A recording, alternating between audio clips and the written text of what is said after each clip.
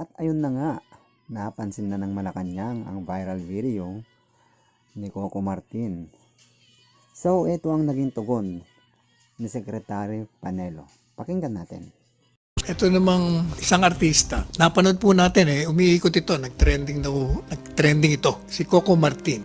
Galit na galit at ang kanyang mga pagsasalita, emosyonal Anong papakainin ko sa pamilya ko? Ang sabi niya, kapag ang pamilya ko kinante kahit sino ka pa, lalaban ako ng patayan sa iyo, kahit patayin mo pa. Of course, ang pinatutungkulan nito, sino pa kung hindi ang presidente. Sobrang galit na galit ako, sabi niya. Sabi ko, anong klaseng tao ito?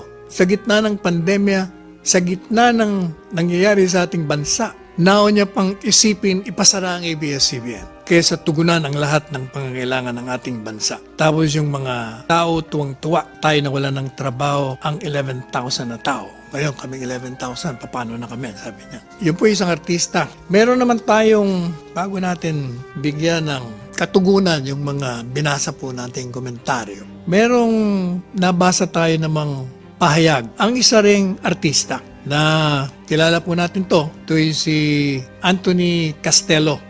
Iba naman ang kanyang sinasabi. Ang sinasabi niya ay, basahin po natin. Stop dragging the president's name into network closure. Sinasabi po nitong singer-composer at dating konsehal ng Quezon City na tigilan na natin ang pagtapon ng sisi kay Presidente Duterte sa pagsarado ng ABS-CBN. Kinastigo niya po yung Washington Post na merong article noong May 5, 2020. Sinulat ni Regine Cabato, isang Manila reporter para sa Southeast Asia. Sinabi niya na itong ABS-CBN issue ay isang legal issue at ang absence o kawalan ng prangkisa ng ABS-CBN na hindi nabigyan ng renewal ng Kongreso, pati na yung babala ni Solicitor General Calida, ay naayon sa batas. At sinasabi niya rin na ito daw Washington Post article, sinasama na naman yung paksaing, yung pagsasara ay kaugnay daw sa pagsira sa freedom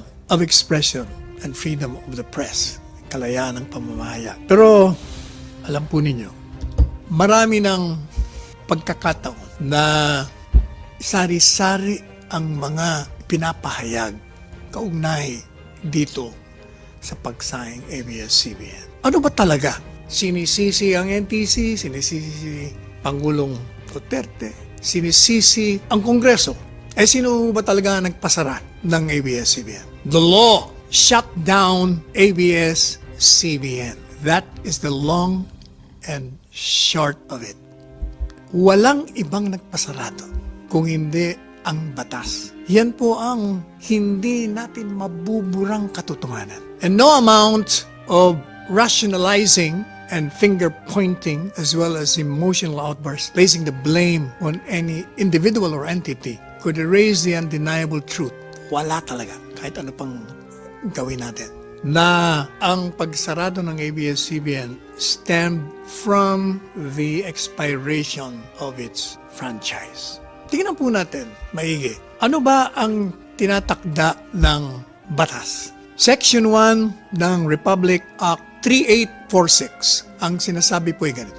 No person, firm, company, association, or corporation shall construct, install, establish, or operate a radio station with the Philippines unless or without having first obtained a franchise therefore from the Philippine legislator. Yun po ang batas Sinasabi na walang isang tao o isang kumpanya o asosasyon o korporasyon na maaaring mag-operate ng isang radyo sa Pilipinas, for that matter television, na walang prangkisa sa nanggagaling sa Kongreso. Yun po ang batas ngayon, ang tanong naman, saan naman galing yung batas na yun? Ano bang pinagmumula nun? Sa saligang batas po, nakalagay naman doon ay ganito.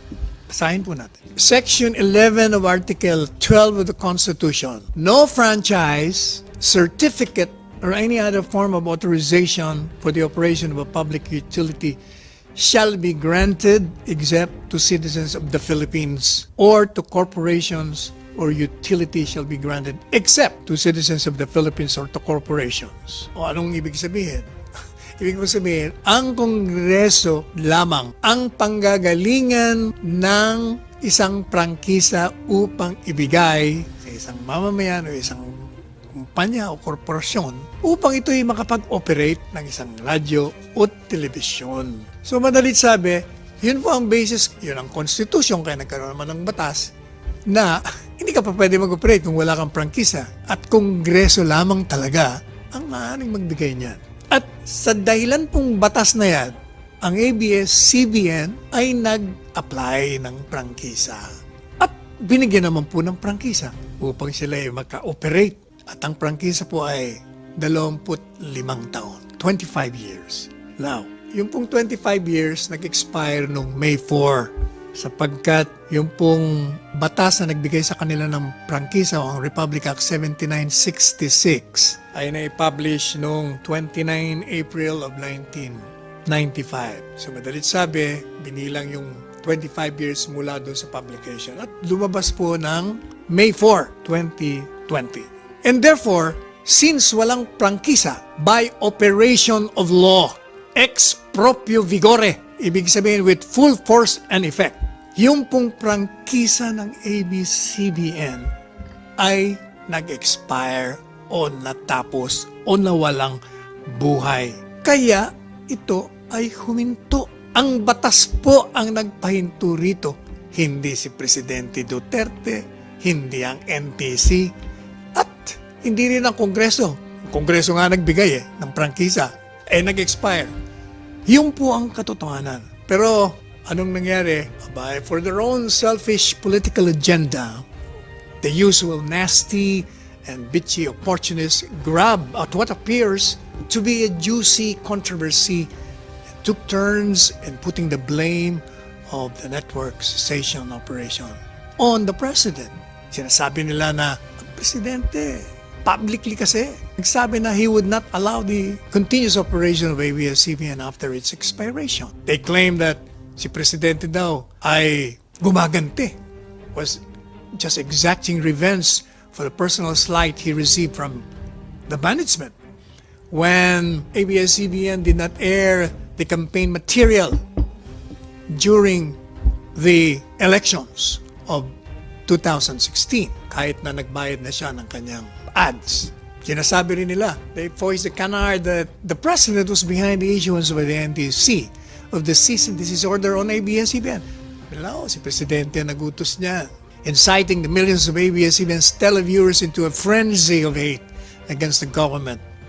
Lumika po sila ng mga ganitong mga pahayag na lumili ka ng galit doon sa mga nanonood.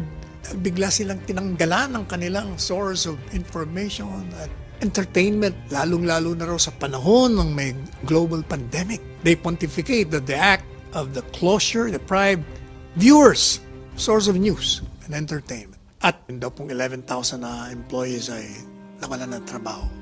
Eto po, alam po ninyo lahat po yung mga aligasyon na yun. Yung mga aligasyon laban sa presidente at sa pamahalaan ay maling-mali. At ito ay malisyoso. Bakit po kanyo? Sagutin po natin isa-isa. Sinasabi nilang, yan si presidente, just exacting revenge yan. Galit kasi yan eh. Nakakalimutan po nila that when the president of ABS-CBN, Carlo Katigbak, aired a public apology nung siya po ay lumabas sa telebisyon at humingi ng paumanhin, isang matapat na paumanhin kay Pangulong Duterte dahil po sa omission, dahil sa kanilang kasalanan na hindi pag-air ng campaign commercial. At para siyempre, dahil nasaktan ng presidente, sila po ay humingi ng paumanhin. At ang Pangulo, sa kanyang kababa ng loob, ay tinanggap ang paumanhin ito. The acceptance of the apology should have put to rest whatever ill feeling he had against the broadcasting network. Hindi po ba, pag tayo hininga ng paumanhin at nakita naman natin ang katapatan ng paghingi ng paumanhin, yun po ay nakakabigay ng katahimikan dun sa namumuot nating inis sa ginawa sa atin. Kaya, nung siya po ay nagbigay ng kanyang patawad, dapat tapos na po yun. At alam po ninyo, tandaan niyo po,